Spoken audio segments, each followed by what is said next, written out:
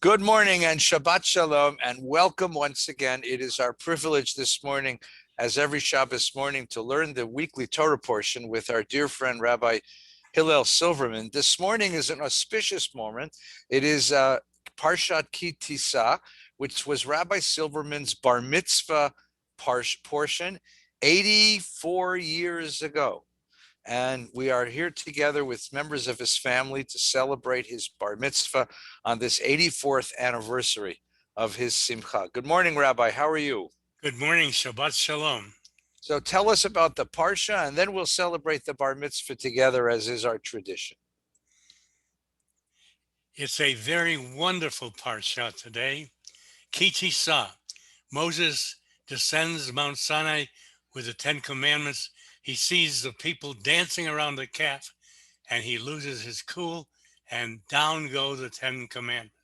It's a wonderful Sedra, but it is also very, very important to me because, as you said, it's the anniversary of my bar mitzvah, 84 years ago. I prepared for my bar mitzvah in Tel Aviv. I'd been there the entire year. I was there with my brothers, my parents. They put me in a public school so that I would learn how to speak Hebrew. And every evening on the balcony of our apartment, which was on Rehov Yonah Navi, just a few blocks from the ocean. And every night he taught me my bar mitzvah, the Sedra, the Torah reading, the davening, and everything else about it. I'll never forget the preparation by my father. And so 84 years ago, on this anniversary, was my bar mitzvah. And there was a terrible snowstorm in Hartford. My father was the rabbi for many years of the same congregation in Hartford, and I was certain that there would be many, many people there. So I was delighted that there was a snowstorm. I thought that many people would not attend. And so I'm a collector, and I saved my bar mitzvah speech, my father's talk to me, the address, and a list of the presents. Very interesting, the presents I received 84 years ago. Many fountain pens. That was the rage then. Bar mitzvah, fountain pen, pink shirts, and books, many books, and a list of the gifts of the presents that I received. Uh, uh, Many books, uh, even the amount of currency, the money in those days, $2, $5, $10. That was a great deal of money. So I saved all of these memorabilia for my bar mitzvah, which was 84 years ago. Now, according to our tradition, if you are blessed by God to live the normal lifespan, which is Shivim Shana, 70 years, and you live another 13, you're entitled to a second bar mitzvah. And so I celebrated a second bar mitzvah. This time we had the use of a chapel of a synagogue of a friend of mine, of a rabbi. In the chapel, I had my second bar mitzvah. My entire family was there. My children read the Torah. My grandchildren participated. It was a wonderful, wonderful celebration. If you live another 13 years, and I was blessed again, so that I celebrated a third bar mitzvah. I was 96, and believe it or not, I celebrated this bar mitzvah here in Los Angeles at Valley Beth Shalom. Rabbi Feinstein officiated at my bar mitzvah. It was just at the beginning of the pandemic, and I was at Valley Beth Shalom for my third bar mitzvah, and we were socially distant one from the other. And so I'm celebrating today on the Parsha of Ki Tisa, 84 years ago, my bar mitzvah. And they're very, very interesting passages in today's Sedra Ki Tisa. One of them has to do with the census. This was the first census in Jewish history. They were in the desert, in the wilderness, and Moses counted them in a strange way. Everyone brought half a shekel, and then they took all of the shekalim and they uh, divided uh, and they multiplied by two, and they had the number of Jews who were in the census. That's a really strange way to count people. I suppose another way would be to count legs. You go to a movie theater or a classroom or a synagogue, you count all of the legs and then you divide by two and you have the number. Why bring a half a shekel to be counted? Uh, uh, they were counted because they were preparing for the army. There was to be a war, and each soldier might potentially kill a member of the enemy. And so, in a way, it was a ransom for his soul. Each brought a half a shekel.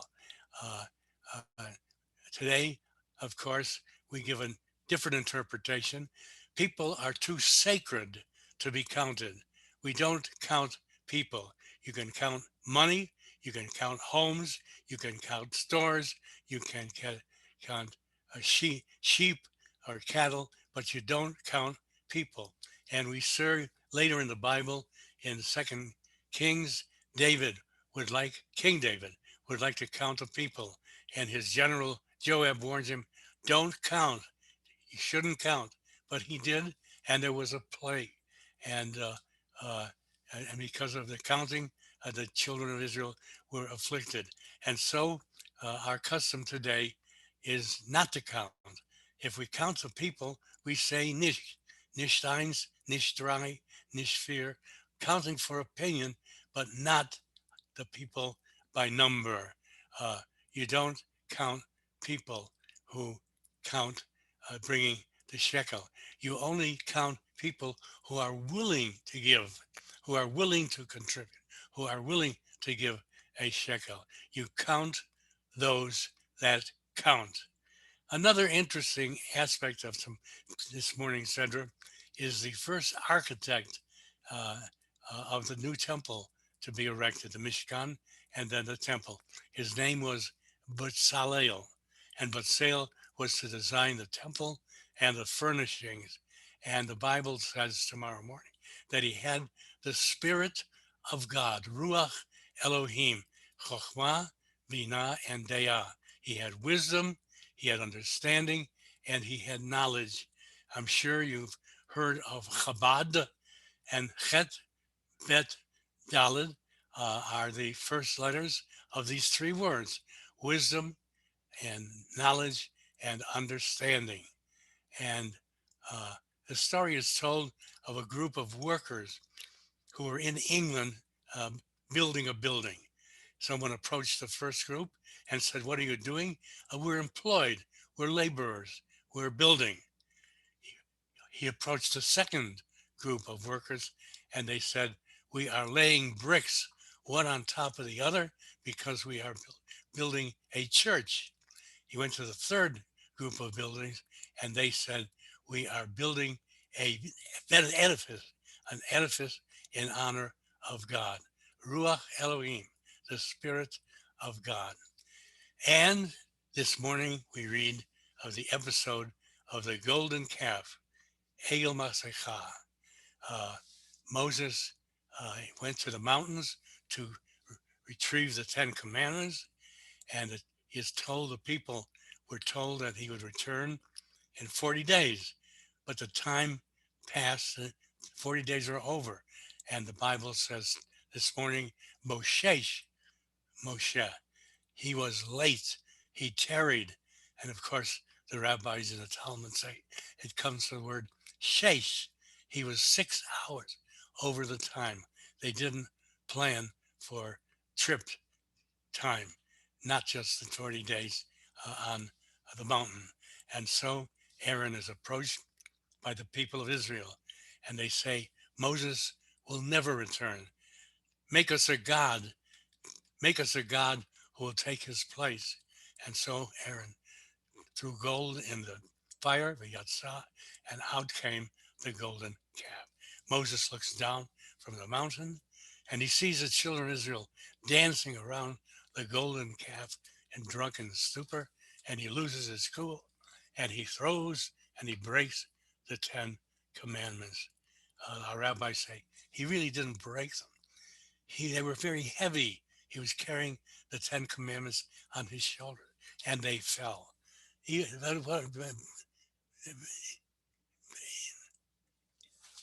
of course, they were attempting to exonerate Aaron. Aaron goes to his brother Moses, and he says, and Aaron, and he said, he says to Aaron, "What did the people do to you?" Exonerating Aaron. He said, "I asked them to contribute their gold, and they took their gold. I didn't think they would contribute it, and they threw it in the fire. Vayatza, and it came out a calf. I really didn't intend to make a calf." I think it's so interesting. We see the relationship of two brothers, Aaron and Moses. Moses was concerned about Aaron. Why did he do this? Why do they blame him? Earlier, we read of the relationship of Jethro and Moses. Jethro was the father-in-law of Moses, and Jethro is concerned that Moses is working too hard, and he helps him uh, uh, face his task. Uh, of course, when Aaron says, "Vayatza," I didn't know that a calf would come forth. And you never know the consequences of your action. Again, the golden calf is a symbol of what we worship. Some people have as a golden calf their money, others luxuries, others make a golden calf of their home or of their club or of a political party. Another aspect of this morning's Sedra is Moses would like to see the face of God, just as we today would like to see the face of God. And God replies to Moses, "You cannot see my face. You cannot see my countenance. You will never understand me, but I will place you behind the rock, and you will see my back as I pass."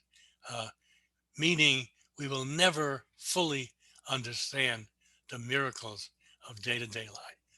A woman dies of cancer, recently married. A husband passes away in an automobile accident. A boy is paralyzed. And we wonder, why does God permit this? Why is there war and poverty and starvation and the Holocaust? And why does a good God permit these tragedies? And the answer is we can only see God passing by. We see the wake in the water, and we know that a ship was there, but the ship has passed. Or we see footsteps in the sand, and we know that somebody was there. This is the way you understand God. Uh, you get only a glimpse of God, and you never fully understand the tragedies and the miracles of life. But you see the back of God. You say there's purpose, there's plan, uh, there's understanding, but you don't fully understand. Another interesting passage in our Bible tomorrow morning is Moses has horns. I'm sure you've heard of the placard that Jews have horns. It's a folklore, it's a superstition, or it can board on anti Semitism. I remember when I was a chaplain in the Marines in Parris Island, South Carolina, I was wearing my uniform and my uniform hat. And we were visiting uh, some of the people who lived in Beaufort. And one of them said to me, "Rabbi, take off your hat. I would like to see your horns." She didn't mean anything by it, but this was a superstition. And we know the origin of this terrible folklore of Jews having horns. It was Michelangelo, the sculptor, the artist. He lived in Florence, and in Uffizi, there was this beautiful statue of Moses. And of course, Michelangelo was a Catholic. His Bible was the Vulgate, translated from the Septuagint Bible in Latin. And there was a passage that when Moses talked with the Lord, Keren Or, horns ascended from his forehead. Now we know that Karen means horn in Hebrew, but it also means ray.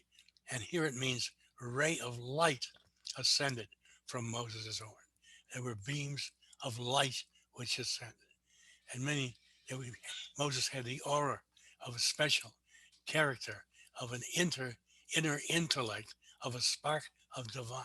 And this is what we mean by horns. And so much done about the superstition of Jews having horn. And now to conclude the session of Kitisa this morning, it's the anniversary of my birthday, of my bar mitzvah. And I will ask my son Jonathan to read the address that I delivered 84 years ago and the address that my father spoke to me after I finished the address. Now, please forgive me, but I am not a movie actor or a television actor as Jonathan is. And so his reading, which will be more articulate and more meaningful, as will mine. Take over, Jonathan. Bob, happy 84th anniversary of your bar mitzvah. I'm thrilled to be here this Shabbos to celebrate with my two favorite rabbis. So here we go. This was your actual bar mitzvah address. Dear friends, yesterday they predicted 10 inches of snow for today. I hoped that only a few would come today because I was very nervous about reading the entire Sedra, the Haftorah, and an English and Hebrew address. It would be easier with just a few people, and now I see the synagogue is filled with people. I thank you for being here today. I want to thank my mother and my father who have always supported and encouraged me. I want to thank my brothers, Arthur and Elihu, and my teachers and my friends. We read in today's Sedra Ki Tesah that Moses wanted to take a census to count the children of Israel. He did this in a very strange way. Instead of counting heads, each person brought a half a shekel, and Moshe counted them. Why? To show that he counted only those who could give. Who would bring a shekel? Who would contribute? Who could sacrifice? Who would give of himself? Moshe counted only those who counted. Today, I am counted as a Jew. My friends at their bar mitzvah say, today I am a man. But really, at 13, I have a long way to go. But today I do count as a Jew. I could be counted on for a minyan, and I can be part of a quorum. I count for my responsibility as a Jew. My parents and teachers taught me how to count as a Jew, how to be honest and kind and considerate. Last year, my brothers and I went to Palestine for a year. We were students in a public school. We learned how to speak Hebrew. I will never forget how my father taught me my bar mitzvah, the Torah reading, and the Haftorah, and all the prayers. We sat together every evening on the balcony in Tel Aviv. My parents count on me to do well at my bar mitzvah. They count on me to get good grades at school, to go to college. My people count on me to be proud and loyal to the Jews. May God count on me to live a good and ethical life. My brothers and sisters in Palestine count on me to sacrifice and help them build a Jewish homeland. If I forget thee, O Jerusalem, may my right hand forget its cunning. Today I am not a man, but today I am beginning to count. And now this is the address that your father, my grandfather, gave to you on your bar mitzvah. My dear son, a bar mitzvah is a very special occasion. When a rabbi addresses a bar mitzvah, it is always important. But how special and important it is when a rabbi addresses a bar mitzvah who is his own son. How I vividly recall the day that you were born. There was a huge snowstorm, and I was away conducting a wedding ceremony. By the time the ceremony was over, your mother gave birth to you. You were born early, and you've always been eager and impatient. During the past 13 years, I've officiated at over 200 bar mitzvahs, but this bar mitzvah is one that I will never forget. You have developed into a fine young man. You do well in school and have received a very excellent Hebrew education. Last year, your mother and I brought you and your brothers to Palestine so that you could enter a public school for a year and learn how to speak Hebrew. I hope that you will always remember how I taught you every evening on the balcony of our apartment. your Torah reading and Haftorah for your bar mitzvah. I expect great things in your future. No one knows if you will become a doctor, a lawyer, a businessman, or a baseball player. We gave you the name Hillel, who was one of the greatest scholars thousands of years ago in the Talmud. You may even become a rabbi. And if you do, you will follow a family tradition of rabbis and cantors for many generations. Whatever the future brings for you, I know that you will be a proud, loyal, educated, and self-respecting member of our ancient people. May the Lord bless you and keep you. May the Lord lift his spirit onto you and be gracious unto you. May the Lord lift his countenance onto you and grant you peace. Amen. Mazel tov. Well, gentlemen, that was a joy today. So Hillel, on many, many years of being a wonderful bar mitzvah, we wish you mazel tov. And on behalf of Valley Beth Shalom, I have a new fountain pen just for you. You get a Kiddush cup, a tzedakah box, and a free year in the youth group, so you can meet some nice Jewish kids. And Johnny, it's always a pleasure to spend moments together as a family. Stay well and keep making beautiful films, and take good care. To both Good of Shabbos. you, a good Shabbos and mazel tov. Shabbat Shalom. It was a pleasant experience to be with you and with Johnny today. And we'll do it next year, okay? Next year in Jerusalem. Next year.